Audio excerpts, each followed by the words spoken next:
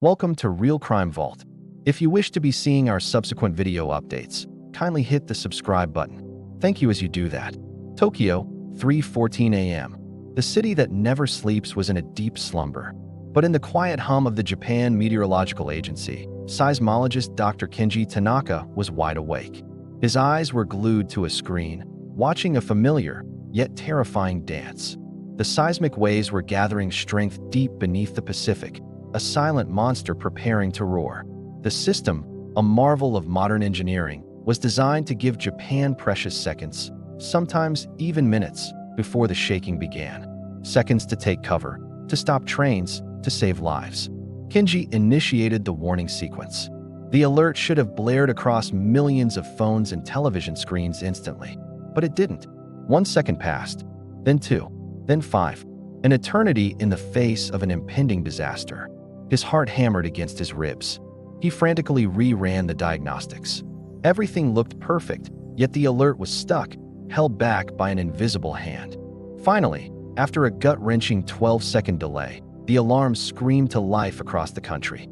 12 seconds. It doesn't sound like much, but for an earthquake warning, it was a catastrophic failure. Moments later, the ground began to heave. The quake was a magnitude 7.3, powerful and violent. Buildings swayed, and the familiar rhythm of a Tokyo earthquake began. But Kenji's mind wasn't on the shaking. It was on those 12 lost seconds. It was unnatural, impossible. The system had fail-safes upon fail-safes. A delay like this wasn't a glitch.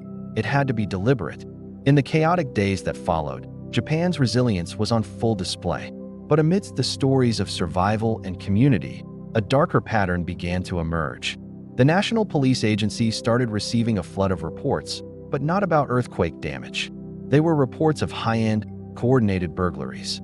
Jewelry stores in Ginza, private art galleries in Minato, even a high-security vault at a corporate headquarters. All hit during the earthquake. The thieves had been ruthlessly efficient, striking in the very window of time between the delayed warning and the peak of the shaking, when chaos was at its maximum and security systems were either offline or ignored. The media dubbed them the Tremor Thieves. They were ghosts. No witnesses, no forensic evidence. It was as if the earthquake itself had been their accomplice. But Kenji knew better.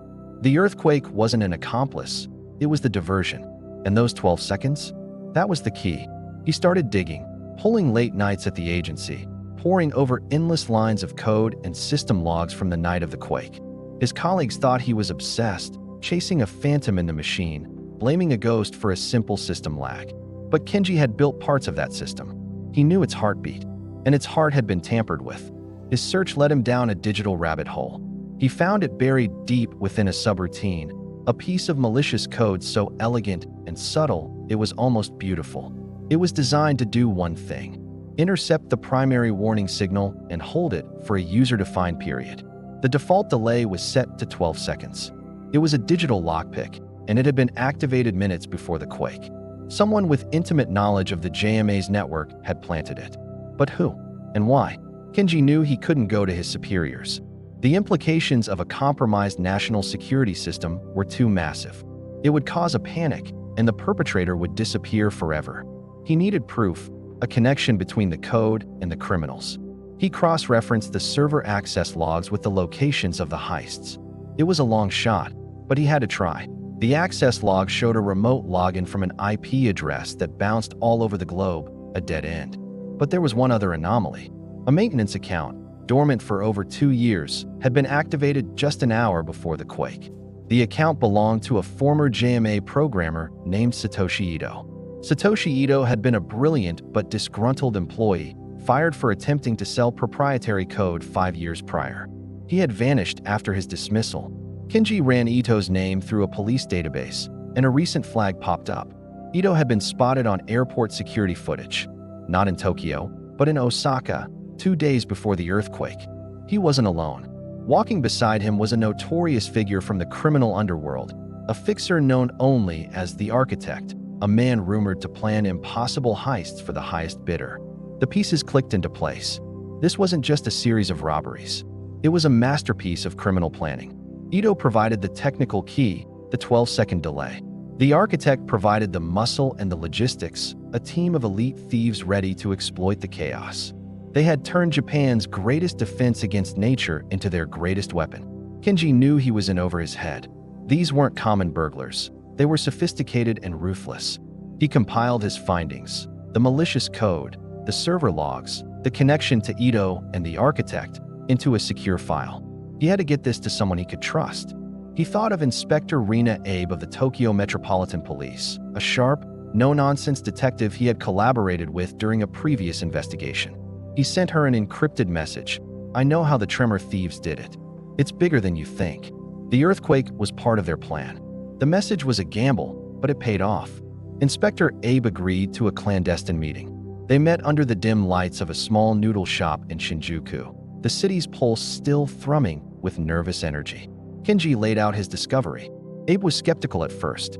It sounded like something out of a movie, but Kenji's data was undeniable. The logs didn't lie. The code was the smoking gun. Abe realized the implications immediately. "If this is true," she said, her voice low, "they might do it again.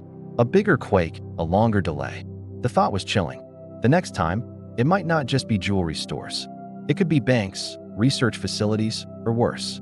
They had to find Ito and the architect before they could deploy their catastrophic plan again. Abe mobilized her cybercrime unit, using Kenji's data as a starting point. They began a silent, high-stakes manhunt, tracing Ito's digital footprints. The trail was cold, but Kenji had an idea. Ito was arrogant. He would want to admire his handiwork. Kenji created a digital honeypot, a fake backdoor in the JMA system, embedding a tracker within it and making it look like an undiscovered vulnerability left over from Ito's old code. He leaked rumors of this backdoor on dark web forums where programmers like Ito might lurk. For weeks, there was nothing. Life in Tokyo was slowly returning to a semblance of normality. Then, one night, Kenji got an alert. The honeypot had been accessed. The tracker pinged a location, a luxury high-rise apartment in the wealthy district of Aoyama. Abe's team moved in, fast and quiet. They found Satoshi Ito in his penthouse, surrounded by monitors, a smirk on his face as he explored the fake backdoor. He hadn't expected them. His arrogance was his downfall. Under interrogation, Ito was defiant. But when faced with the mountain of digital evidence, he knew the game was up. He confessed to planting the code, but refused to give up the architect. He said the architect was a ghost, someone who never showed their face, communicating only through encrypted channels. But Ito made one mistake.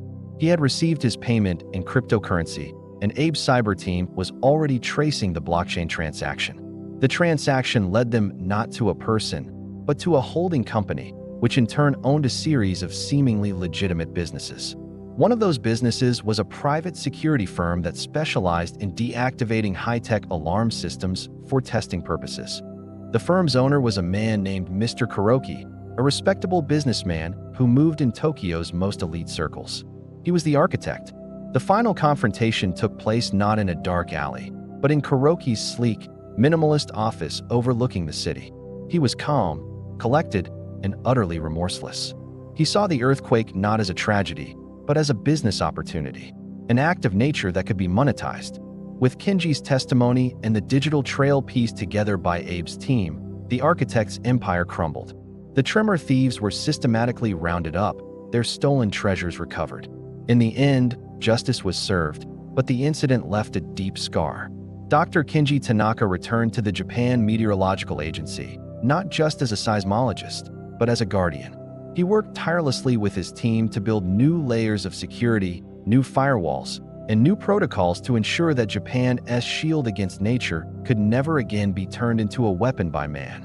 The 12-second delay served as a permanent reminder that the greatest threats often come not from the ground beneath our feet, but from the darkness within the human heart. Thanks for watching. If you found this story compelling, please hit that subscribe button and turn on notifications for more deep dives from Real Crime Vault. See you in the next video.